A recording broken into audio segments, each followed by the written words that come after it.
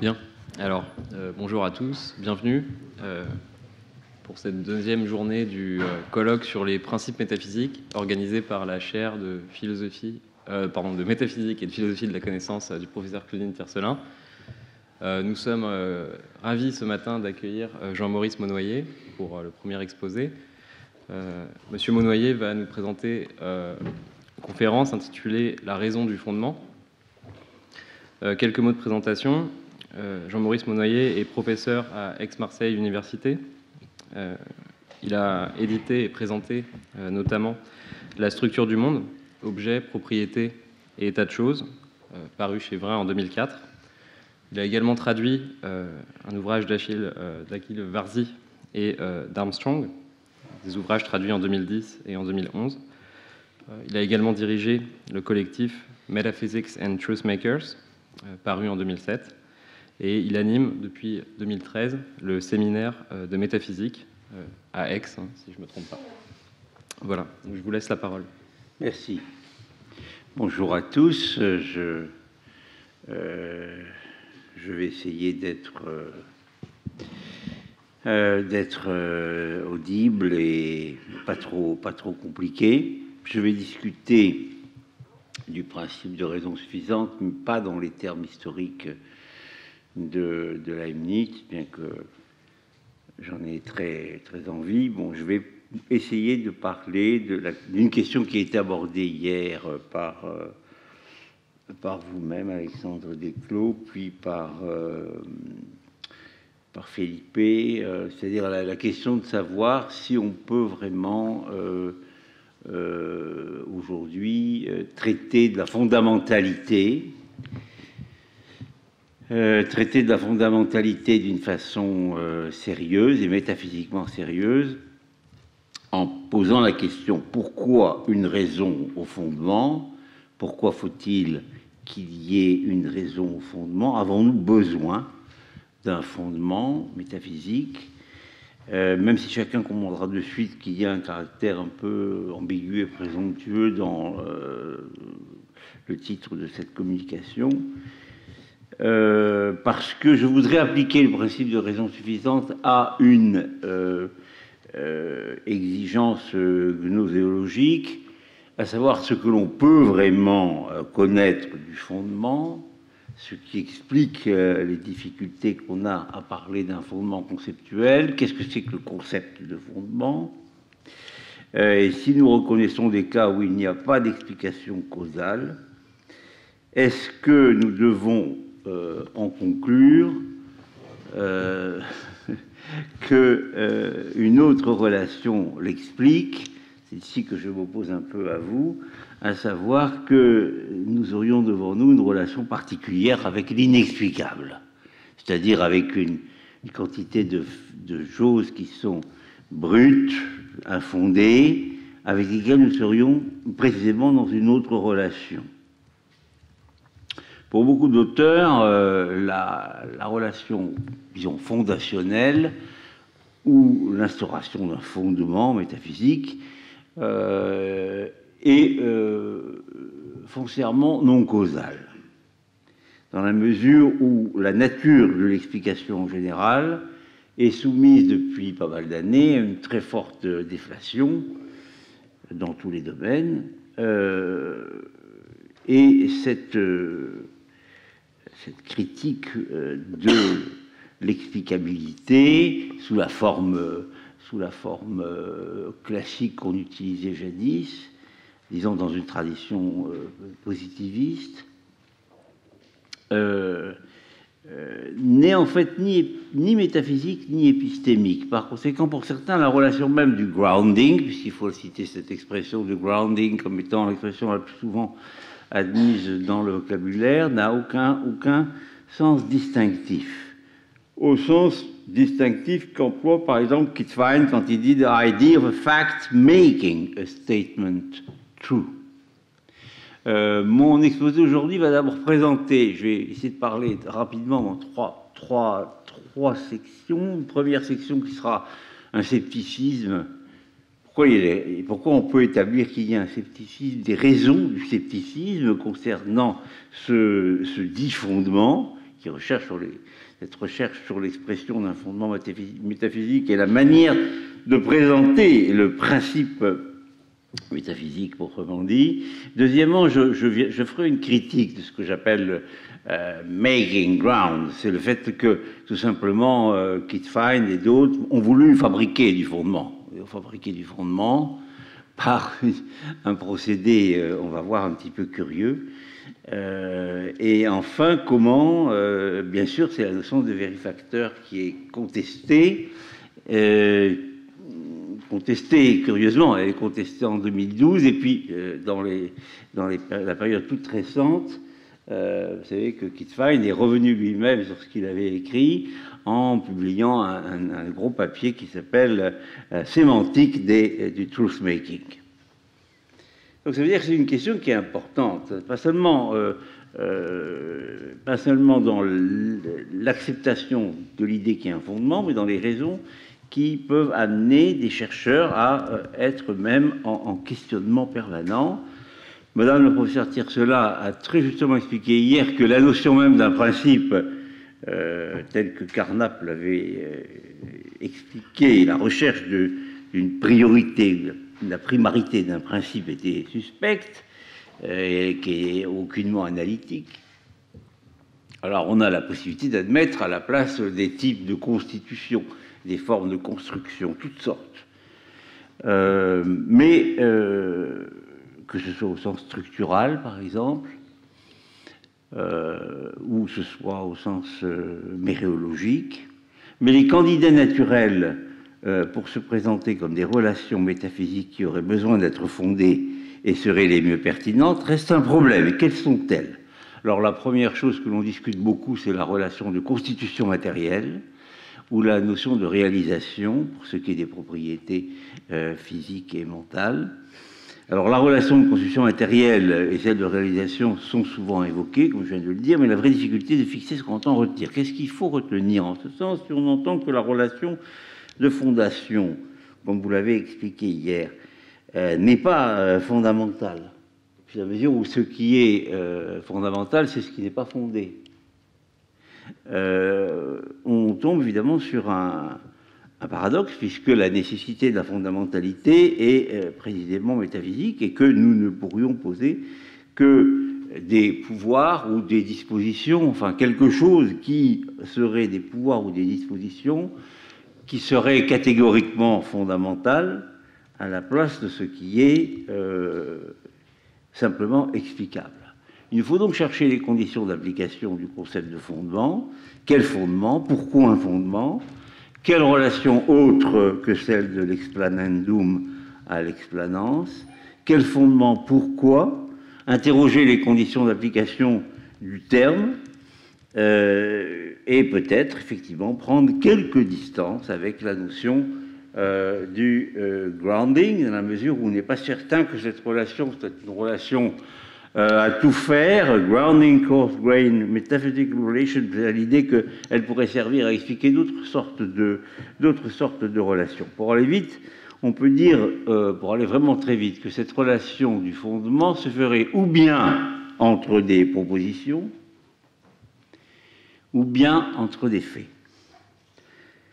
Dans le premier cas, s'il s'agit d'une relation entre propositions, l'une devrait rendre raison de l'autre, au sens leibnizien de l'expression rendre raison, mais le risque est qu'elle soit ad hoc d'une proposition à l'autre. Si la relation de fondement est entre des faits, alors il faut admettre que les faits valent pour des raisons, ce qui est tout à fait possible, mais le danger à ce moment-là est un autre, c'est qu'on ait précisément des raisons qui sont des faits vrais et qui sont eux-mêmes tautologiques. Enfin, il y a une troisième possibilité, qui est celle qui a interrogé hier soir Felipe, c'est parler de la notion d'essence pour encapsuler une nécessité. Et dans ce cas, sous cette acception dernière, il y aurait des vérités essentielles attachées au fondement qui connectent entre elles, si je peux employer une expression de Frédéric Neff, qui connectent entre elles les éléments fondateurs.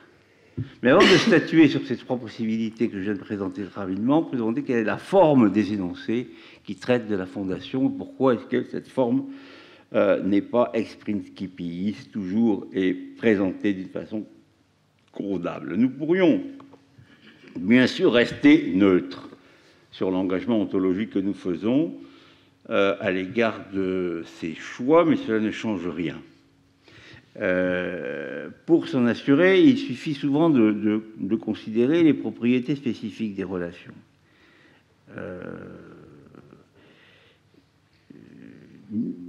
Par exemple, Correa et Fine utilisent, pour résoudre le problème, ils utilisent un connecteur qui n'est pas vérifonctionnel, et ils vont utiliser le mot même de ground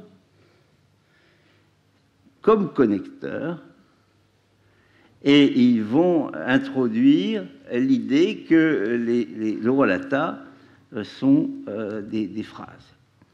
Mais si ce n'était que des phrases, alors on pourrait traiter les expressions fondationnelles comme des prédicats, et on va tirer une contradiction, puisque les prédicats relationnels sont eux-mêmes soumis à l'utilisation d'un sens qui n'est pas vérifonctionnel. Alors, une idée centrale de la réflexion qui s'est amorcée depuis 2010-2012, en gros, et surtout à partir de 2012, et qui a été sujette à un très grand nombre de critiques, c'est l'idée que on va prendre ground, le mot fondement, pour une explanatory relation, pour quelque chose qui vaudrait pour une relation explicative. Donc, si la vérité que P est fondée sur d'autres vérités, alors elle est elle-même un énoncé pour ce genre de vérité. Et on utilise dans ce cas des expressions hyper intentionnelles qui sont toutes les mêmes, qui sont because ou bien in virtue of, c'est-à-dire les choses sont vraies en vertu d'autre chose. Par exemple, les cigales stridulent parce que les pies jacassent, les chats miaulent parce que les éléphants barrissent, etc. Évidemment, est-ce que c'est une explication de l'ordre métaphysique? Il ne semble pas. Certains faits ont une portée explicative beaucoup plus forte et qui n'est pas forcément non plus causale. Alors, la nécessité, ce qui est en jeu, c'est la valeur de la nécessité, la valeur de l'explication, le rôle de la nécessité. Est-ce que ce grounding est une véritable relation modale? Je crois que justement c'est un peu le sens de l'exposé d'hier de Philippe, et de montrer que c'est pas, disons, cette nécessité du grounding n'est pas une nécessité métaphysique proprement dite. Il faut la chercher ailleurs. L'explication pose aussi d'autres énormes problèmes, puisque si on se dispense d'une théorie explicative, on va se trouver avec d'autres subtilités, des sophistications assez grandes, et qui vont nous montrer que si un fait est métaphysiquement nécessaire, alors, si quelque chose est fondé, rien ne fonde ce qui est métaphysiquement nécessaire. Et c'est le paradoxe de Dasgupta, critiquant Fine, que vous avez développé vous-même hier, très bien. Inversement, si on dit que P est un fait métaphysiquement nécessaire, qu'est-ce qui fonde alors le fait qu'il soit métaphysiquement nécessaire? On voit les difficultés qui se présentent à nous et qui sont en gros des difficultés d'ordre sceptique. Bon, je vais les résumer. Je vais résumer ces positions. Pourquoi le scepticisme semble s'imposer, dans la mesure où, pour moi, ground ne peut pas être un connecteur de phrases. D'ailleurs, assez vite, ils se sont rendus compte que ça ne marchait pas, cette idée d'utiliser un terme comme le mot. Aujourd'hui, c'est Luc Schneider qui utilise because il utilise le mot because comme un connecteur, qui me paraît à moi une façon de travailler un peu particulière. Donc, le fondement est-il un concept dont nous avons besoin s'il est vraiment inintelligible? Et il est inintelligible s'il est pensé comme primitif, au sens où Leibniz nous montre que seul Dieu, en quelque sorte, peut fonder le principe de raison suffisante. La thèse centrale consiste à penser, par exemple, c'est une chose aussi que nous devons à Alan Kirchner, que la causalité n'est pas, en elle-même, le ciment de l'univers. D'autres relations métaphysiques le structurent, par exemple, justement, la nécessitation, la survenance, la dépendance ontologique et la fondation. Mais les principaux auteurs qui ont discuté de ce point envisagent les relata de la Ground Relation. Quels sont ces relata? Est-ce que ce sont, comme je disais il y a 2 minutes, des faits? Dans ce cas-là, si je dis que A et F, eh bien, je vais le représenter par F de A, et je vais dire que F de A est fondé par G de B, ou que F de A est nécessité par G de B, ou que F de A est le constituant d'une propriété essentielle de G de B, ou enfin que G de A survient sur F de A. Pourtant, je suis comme Graham Hoppe très, très sceptique sur ces équivalences. Être fondé ne peut pas être défini de cette sorte, parce qu'on est obligé à ce moment-là de faire appel à une notion de secours qui est la brutalité, le fait brut. Si on admet que grounding, comme il a été dit plusieurs fois hier, très justement est une relation à la fois irréflexive, asymétrique et transitive, elle reste factive au sens où si je dis que F de A fonde G de B, les deux faits existent, mais elle n'est pas monotone. Donc le fondement à ce moment-là devient relatif et on se retrouve avec des expressions finalement assez communes qui consisteraient à dire qu'une chose est fondamentale si elle a un plus grand degré de réalité que. Si X a un plus grand degré de réalité que Y, on dira que X fonde Y. Mais, disons, pour les scientifiques, à qui quand même nous adressons ces phrases comme s'ils devaient porter un verdict, les faits, les causes ne fondent pas leurs effets. Les causes ne fondent pas leurs effets. Même si on a l'habitude de faire cette réduction, ce n'est pas vrai. Les physiciens, disons ceux que je vois, ils parlent de ce qui est basique. Ils ne parlent pas de ce qui est fondamental. Ils parlent d'entités basiques, d'entités de base, mais ils ne les considèrent pas comme des entités fondamentales. Par exemple, si je dis que les oiseaux ne peuvent pas voler s'ils n'ont pas d'ailes, ben, ça ne sert à rien de dire que j'ai là un grounding. Non, je n'ai pas un grounding dans le fait que les ailes permettent à un oiseau de voler. Donc vous voyez, la difficulté, c'est que, premièrement, on a, disons, des arguments sceptiques qui sont assez forts. Maintenant, venons-en à, une fois qu'on a évoqué ces objections sceptiques,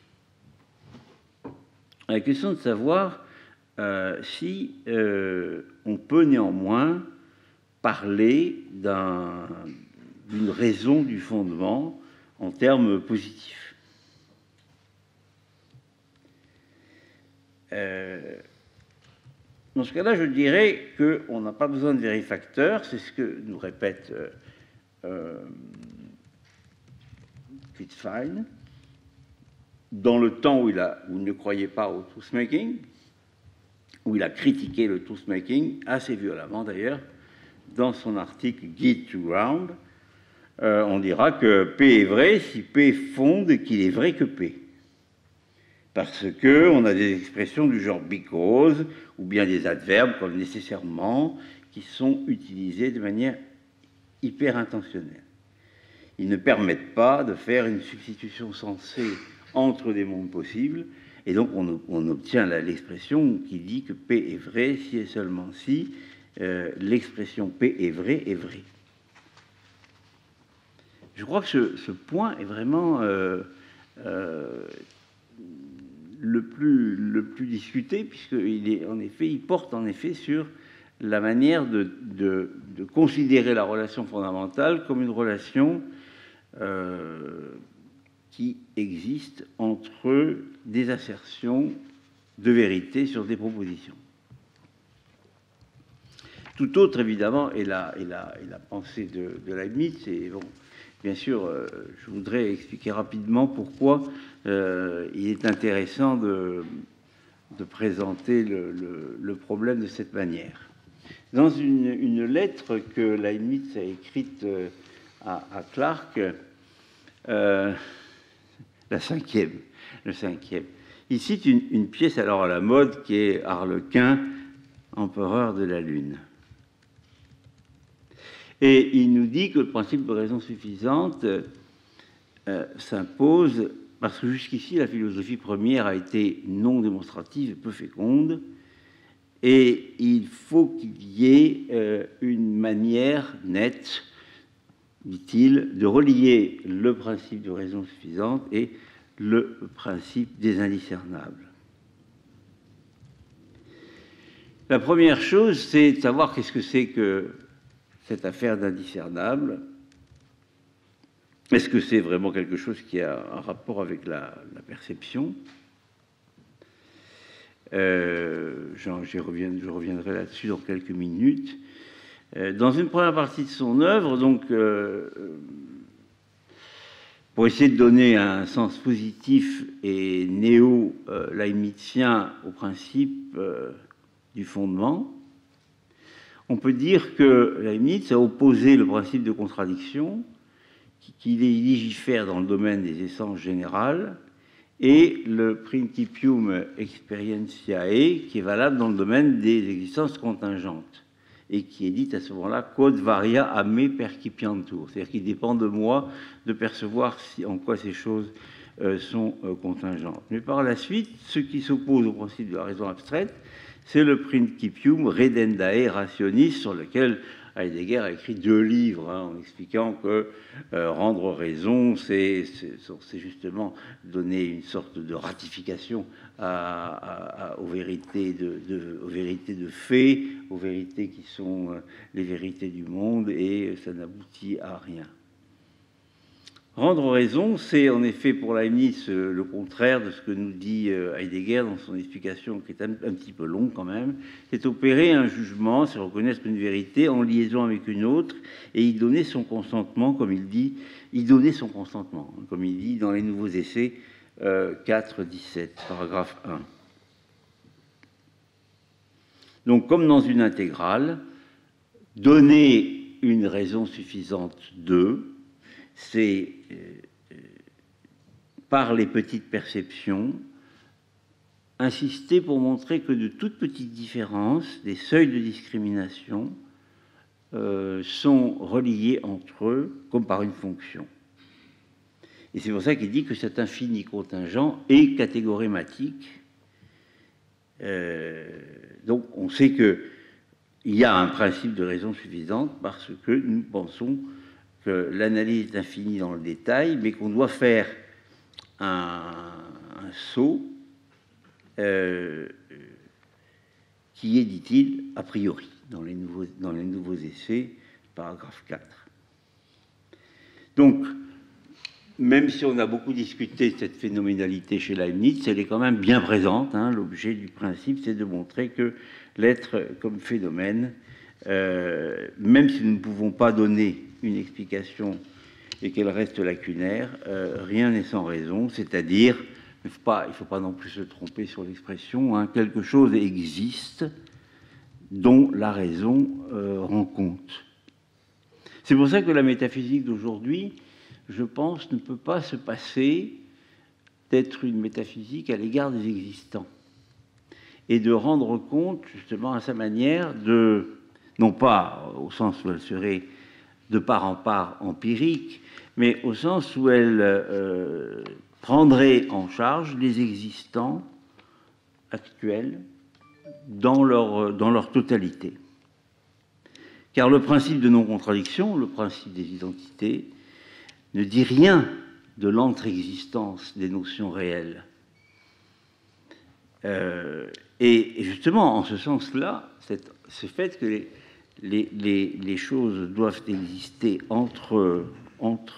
exister entre elles par des notions qui les font exister entre elles, définit le principe de raison comme le plus puissant des principes.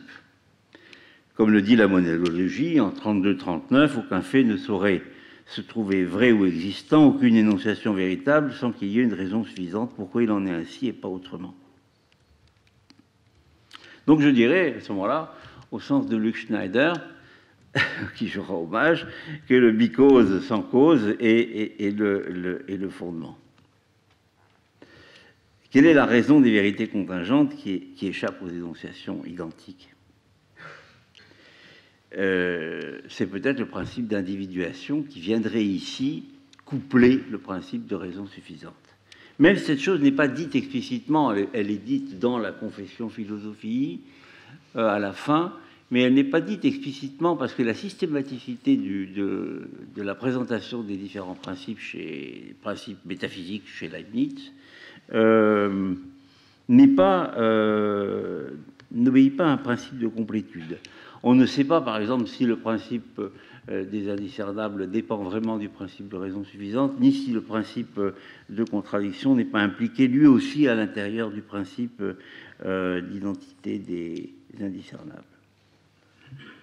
Ce qui est intéressant, c'est que, à la différence de l'attitude adoptée par Audi, par Gideon-Rosen et par Kittfein, c'est que on ne peut pas simplement dire, selon moi, que l'espace-temps existe ou que le cosmos existe,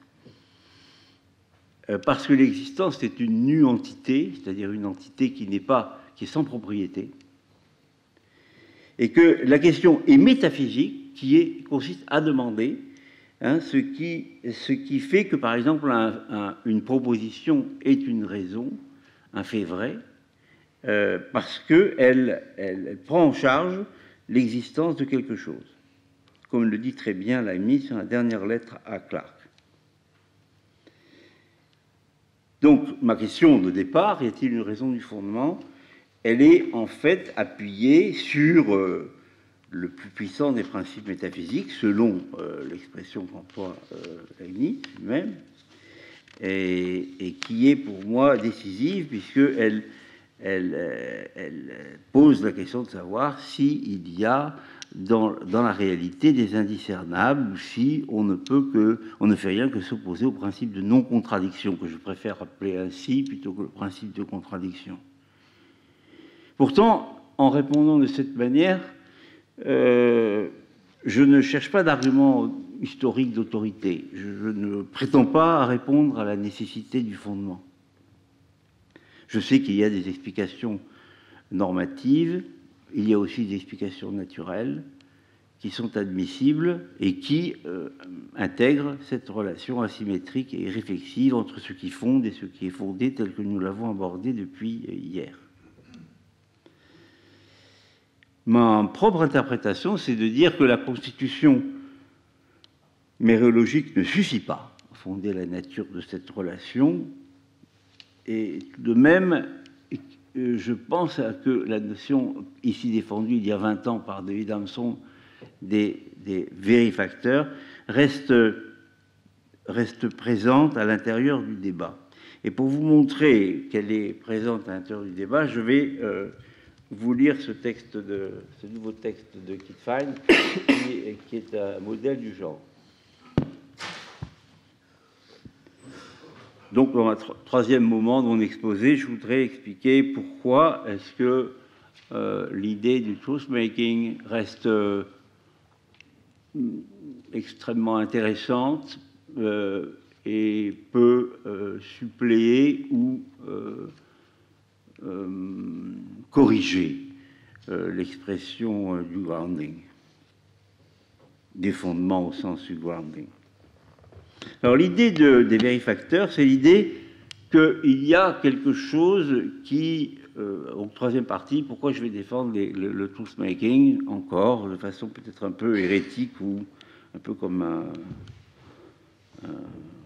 grognard d'arrière-garde. Il y a quelque chose dans le monde, un fait, peut-être un état de choses, qui rend vrai une expression qui se trouve dans le langage être ou un énoncé, statement, ou une proposition. Donc l'idée des vérifacteurs ne cherche pas à ontologiser ces derniers, comme on le dit souvent de manière un peu critique. Si je dis que le ciel est bleu, par exemple, ça ne veut absolument pas dire que les gouttelettes d'eau qui sont à 9 km 500 d'altitude, réfractées d'une certaine manière, sont ce qui rend vrai l'expression « le ciel est bleu ». Non, ça veut dire qu'il y a une disposition perceptive qui est en situation de produire en descente un énoncé disant que le ciel est bleu. Donc le vérifacteur, c'est jamais une chose. Comme le disait ici même Armstrong, ici même ou dans un autre amphi, il ne s'agit pas de making truth. On ne va pas faire des vérités. Qui va faire des vérités? C'est l'objection que lui faisait Horwitz, de dire ah ben vous faites des vérités. Non, il dit je rends vrai des énoncés, mais ce n'est pas pour autant que je crée des vérités supplétives ou décoratives. Bon, alors pourquoi est-ce que cette notion reste intéressante?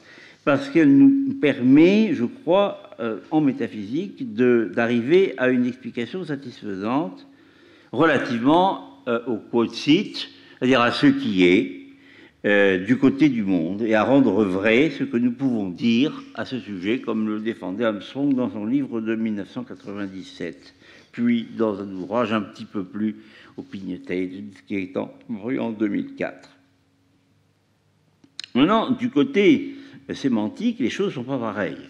Parce que l'idée que la pensée peut atteindre à une expression valide, c'est de dire comment il se fait que des phrases du langage sont rendues vraies par ce qui est dans le monde. Ce n'est pas du tout la même question. Donc, dans un premier cas, l'adoption des vérifacteurs, c'est la défense d'un principe qui nous conduit du langage vers le monde. Dans le second cas, ça nous conduit du monde vers le langage.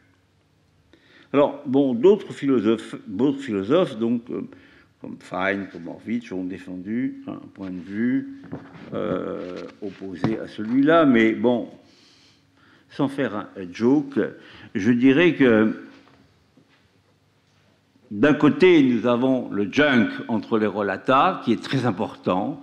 Si on dit des choses, si on énonce des phrases, par exemple, si on dit que les virus ont précédé les êtres vivants, qui paraît une expression absolument scandaleuse, qui est pourtant une expression que les biologistes soutiennent aujourd'hui, parce que des morceaux de bras animés, des morceaux d'acide aminé qui se mettent ensemble, bon, ben, ils n'ont pas de noyau, mais ils cherchent à former quelque chose qui est vivant. On va créer donc une situation où on aperçoit qu'une stratégie des virus, qu'on est bien incapable de définir, dans lesquels ces virus vont eux-mêmes inventer des êtres vivants pour capturer des noyaux, faire à partir de ces noyaux une reproduction de ces virus, etc. Donc la question de savoir si les virus ont été premiers ou pas, c'est une question qui est d'ordre précisément métaphysique. Donc le junk entre les relata d'un côté, bon, les choses qui rendent vraies des énoncés, et puis de l'autre côté, bon, le fait qu'il y ait des phrases ou des propositions qui doivent en effet servir d'outils sémantiques sérieux. Bon, donc le projet général, le principe général d'une métaphysique, c'est bien de comprendre le monde, de chercher en quoi, précisément, il y a des choses dans le monde qui rendent des énoncés vrais. Il ne s'agit pas de dire que les ailes de l'oiseau, ce sont les vérifacteurs du vol de l'oiseau. Par contre, si je prends quelqu'un qui nage, on comprend bien ce que ça veut dire. Là, si je dis que X nage, il n'est pas simplement dans l'eau, il exerce une activité de propulsion qui part, cette activité de propulsion de l'eau lui permet d'avancer. Et là, on a un vérifacteur clair de ce que c'est. Mais si nous voulons comprendre maintenant des phrases plus simples qui sont courantes dans le langage, si je dis par exemple, comme disait Merleau-Ponty, à savoir s'il y a une chaise dans la cuisine, le projet métaphysique n'est pas d'aller interroger la microphysique des particules qui fait qu'une chaise est une chaise. On ne va pas faire une réduction du macroscopique au microscopique, mais au contraire de se demander comment je reconnais qu'une chaise est une chaise. Le vérifacteur d'une chaise, c'est ce que me disait David Armstrong, le vérifacteur d'une chaise, c'est qu'elle doit être capable de supporter mon poids. Voilà, c'est techniquement ça qui définit le vérifacteur d'une chaise. C'est pas sa forme ou sa constitution apparente. Par contre, au niveau des objets ordinaires, macroscopiques ou mésoscopiques, je dirais, qui sont plutôt organisés à partir de ce que notre squelette peut en faire, comme disait encore une fois Armstrong. Notre squelette est organisé par une série de structures qui permet en effet de manipuler des objets, d'en soulever d'autres, etc. Et c'est oui, je vais finir. Au niveau des objets macroscopiques, on peut se demander effectivement dans ce cas-là s'il n'y a pas quelque chose d'autre qui permettrait de les appréhender. Donc il y a une longue tradition concernant la vérité qui remonte maintenant à Frege. On a donc une conception du vrai, des principes d'une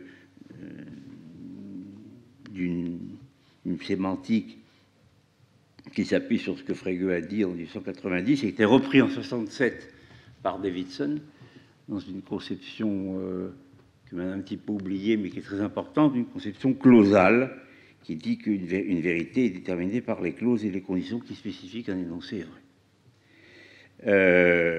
Mais si on adopte maintenant une conception objectuelle pour savoir comment nous allons aller vers les objets sans passer par des clauses, on est obligé de passer par une sémantique des mondes possibles, par exemple, comme celle de Montague, qui a été développée en 1970.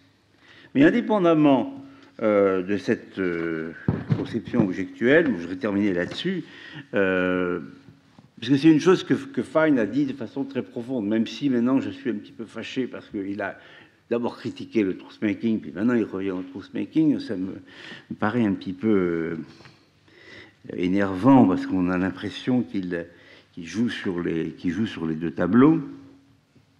On peut dire que ce qui est vrai, c'est qu'il a expliqué dans son premier temps de son œuvre que quand on parle du grounding, on ne dit rien sur ce que sont les fondements. On ne dit rien sur ce que sont les grounds. On explique une relation, mais on ne se prononce pas ontologiquement sur ces éléments fondateurs de la relation. Inversement, dans ce qu'il essaye de faire maintenant, il va essayer de réfléchir sur quelle connexion pertinente existe entre state, entre un état, une situation, et un statement, et un énoncé. Et ça, c'est quelque chose qui permet de reconstituer une sémantique sur la base des vérifacteurs. Donc vous avez deux côtés. Un premier côté qui est une sémantique qui reste déterminée par des clauses, à savoir, on détermine le fait que P, qui est en effet une vérité qu'on ne peut pas expliquer simplement par la redondance en disant que le fait que P est vrai, ce qu'on dit souvent pourtant. Enfin, ça reste une condition sémantique clausale.